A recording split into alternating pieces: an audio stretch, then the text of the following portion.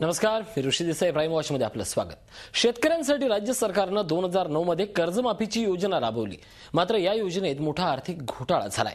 ग्रामीण पातळीवरील विकास सेवा संस्थांनी या योजनेसाठी अपात्र असलेल्या व्यक्तींची नावं ही कर्जमाफीच्या यादीत नोंदवून ती रक्कम परस्पर लाटल्याचा धक्कादायक प्रकार उघडकीस आलाय। कोल्हापूर जिल्ह्यातील एका सेवा संस्थेत 52 लाखापैकी 42 लाख रुपये अपात्र व्यक्तींच्या नावे लाटल्याचं समोर आलंय। कसा केला हा आर्थिक घोटाळा? कुणाच्या नावे लाटली गेली कर्जमाफीची रक्कम? कोण आहेत त्यातले बडे मासे? या सगळ्या प्रश्नांचा उलगडा करणार आहोत आजच्या प्राईम वॉच मध्ये। कर्जमाफीचा घोटाळा।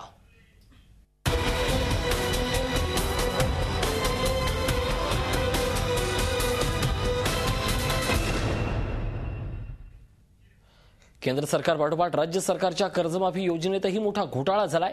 झी 24 तासने सगळ्या प्रकरणाच्या खोलात जाऊन शोध घेतला असता हा धक्कादायक प्रकार उघड झालाय। कोल्हापूर जिल्ह्यातल्या कागल तालुक्यात केवळ एका संस्थेत 52 लाखाच्या कर्जमाफीत तब्बल 42 लाख रुपये अपात्र लाभधारकांच्या नावे लाटल्याचं समोर येतंय।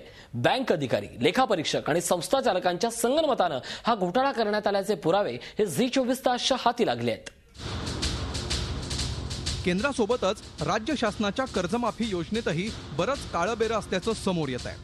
केंद्र सरकारच्या कर्जमाफी योजनेचा लाभ न मिळालेल्या शेतकऱ्यांसाठी राज्य शासनानं 2009 मध्ये ही योजना राबवली। 2005-06 साली पीक कर्ज घेतलेल्या शेतकऱ्यांना यासाठी पात्र ठरवून त्यांच्या बँक खात्यावर 20,000 रुपये जमा करण्यात आले।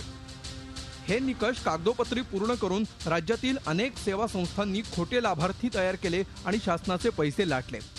ज्या 2 गावांमधून खऱ्या अर्थानं केंद्राच्या कर्जमाफी योजनेतील घोळ पुढे आला त्या कोल्हापूरच्या कागल तालुक्यातील वंदूर आणि पिंपळ गावात राज्य शासनाच्या कर्जमाफी योजनेत घोटाळा घडलाय। केंद्र कर्जमाफीतला घोटाळा उघड झाला, पण राज्य कर्जमाफीचा घोटाळा राजकीय आणि प्रशासकीय पातळीवर दाबण्यात आला। यंदूरच्या कृष्णराव घाटगे विकास सेवा संस्थेतील घोटाळ्याचे किस्से बघितले तर डोकं चक्रावल्याशिवाय राहत नाही। या संस्थेनं राज्य शासनाच्या कर्जमाफी योजनेतून सुमारे 52,76,000 रुपये उचलले, परंतु लेखापरीक्षकांच्या तपासणीनंतर तब्बल 41,87,000 रुपयांची रक्कम ही बोगस नावं घुसडून उचलल्याचं समोर आलं। म्हणजे जवळपास 80% लाभार्थी हे बोगस होते। ही बोगस नावं घुसडताना कोणतंही तारतम्य ठेवलेलं नाही। या आहेत अनिता उमेश पाटील। यांचं लग्न 2007 सालातलं असलं तरी सेवा संस्थेतल्या महाभागांनी कर्जमाफीत त्यांचं नाव बसवण्यासाठी 2005-06 साली त्यांच्या नावावर पीक कर्ज टाकून त्यांना लाभार्थी बनवलं आणि पैसे लाटले। लग्न 2007 ला झालेलं आहे आणि हे 4-5च्या दरम्यानची गोष्ट आहे आणि त्यामुळं मी हमीदवाड्यामध्ये होतो, माहेरी होतो, त्यामुळे हे कर्ज वगैरे कुणी उचल केले हे काय आम्हाला माहित नाही। शालन मोरबाळे यांच्या बाबतीतही असंच घडलंय। लग्नाला 30 वर्ष लोटली असली तरी त्यांच्या लग्ना अगोदरच्या नावावर पीक कर्ज टाकून त्यांना लाभार्थी बनवून 20,000 हडप केले गेले। मग आता तुम्हाला 20,000 रुपयाची कर्जमाफी जे सरकारनं आलं ते तुम्हाला मिळालेत पैसे ते कर्जच नाही म्हणल्यावर माफ कुठलं झालं? नाही, मालकांच्या नावावर फक्त पीक कर्ज घेतलेले ते 20,000 माफ झाले, माझ्या नावावर काय नाही। या संस्थेच्या लाभार्थींच्या यादीत अशीच सगळी प्रकरणं पाहायला मिळतात। जवळपास 75% नावं ही परगावातल्या व्यक्तींची असल्याचंही समोर आलंय।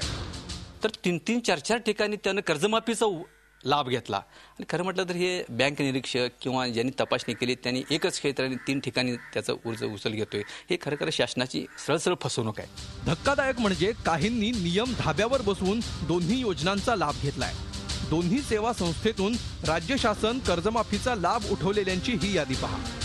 एकानं तर 3 वेगवेगळ्या सेवा संस्थांमधून दोन्ही योजनांचा लाभ घेतलाय आणि हे सर्व लेखापरीक्षण अहवालात नमूद आहे।